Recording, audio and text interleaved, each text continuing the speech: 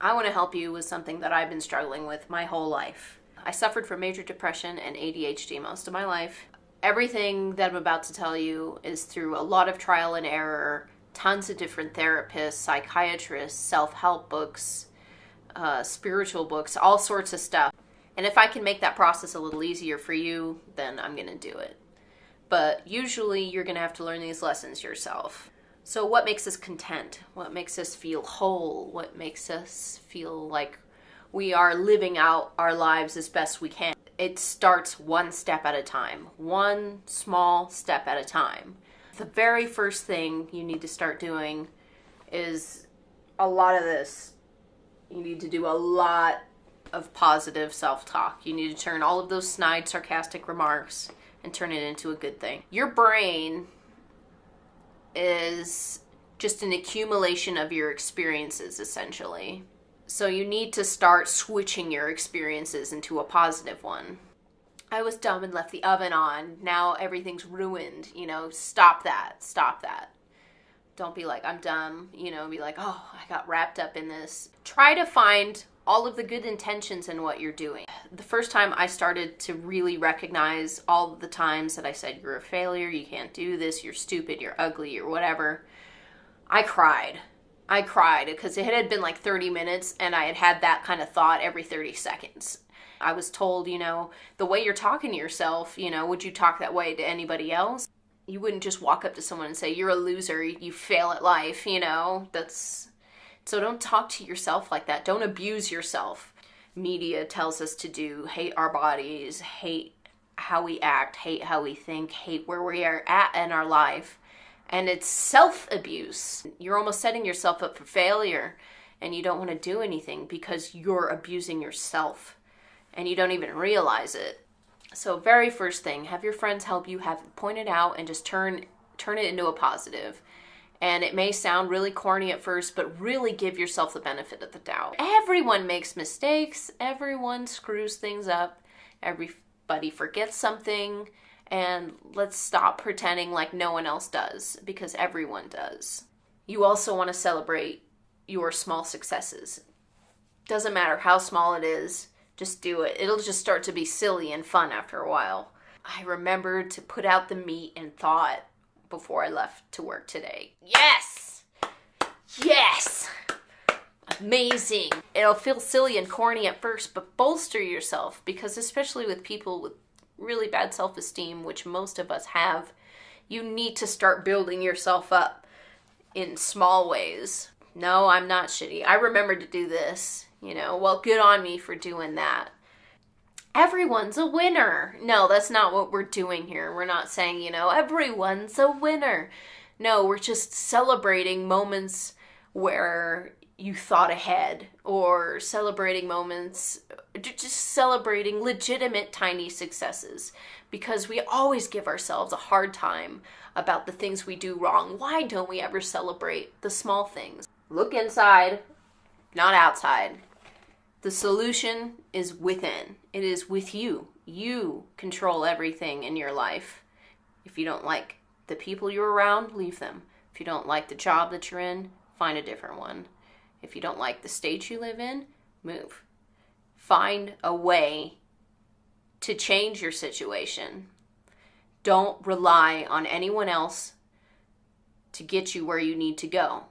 Don't rely on anyone else to tell you what to do with your life. Cards are chance. Tarot is chance. Psychics use cold readings. They look at your clothes, they look at your body build, they look at your age, and they just pinpoint demographics, If you read astrology, just start reading other people's astrology. Start reading everyone else's stuff and start applying it to yourself. And you're going to see that most times almost all of them will apply to you. And that's because they're very general, broad, cold readings. You are supposed to know you the best. And if you don't know you, I suggest you sit down and really figure it out. What's really important to me? What are my passions? What are my loves? What do I hate? What do I fear?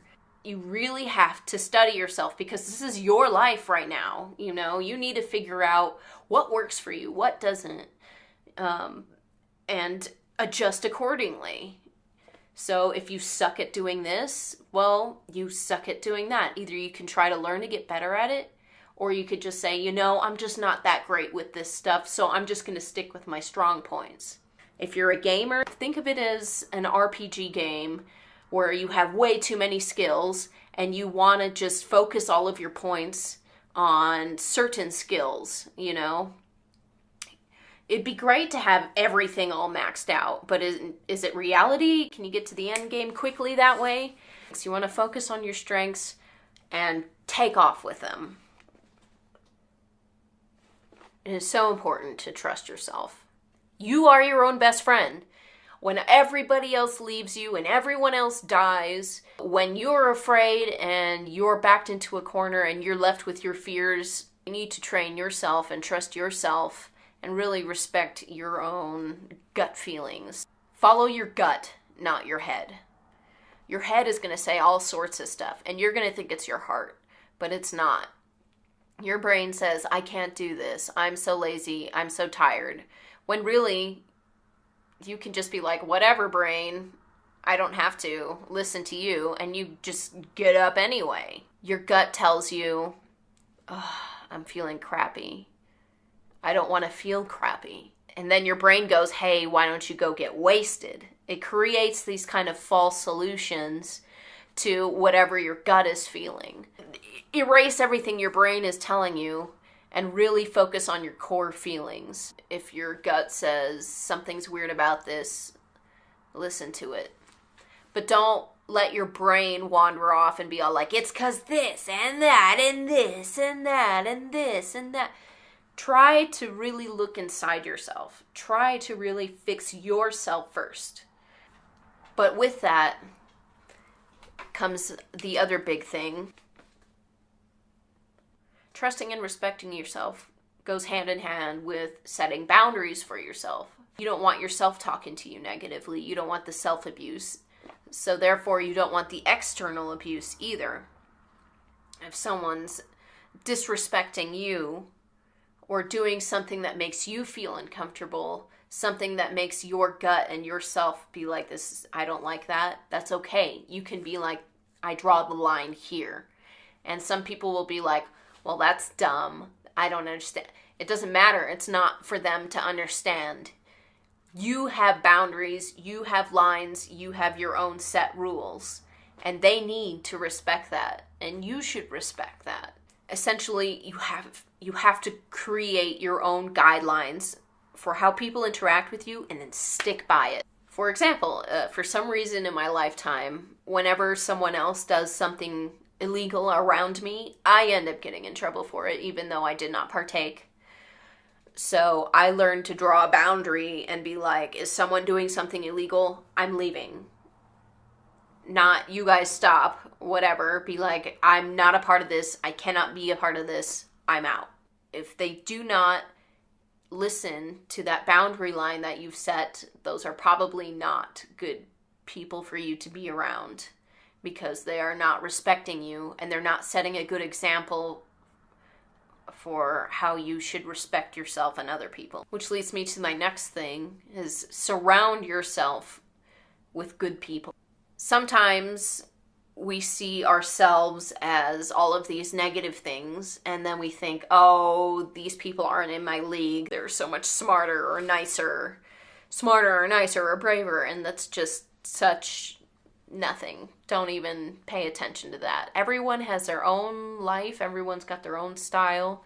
All you have to do is find people who have the same passions and desires in life. And I'm not talking about we like the same band. I'm talking about morally, is your career field being a doctor?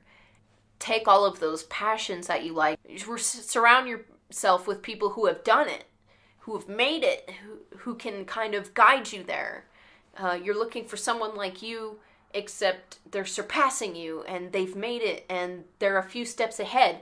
So you can have an example and see how they did it. And it might not work for you, but they show you that it can be done. They show you what could be done.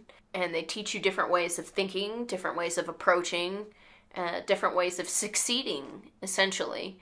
You should also take action quickly. Whenever you've decided to do something or you know you should do something, try to do it very quickly.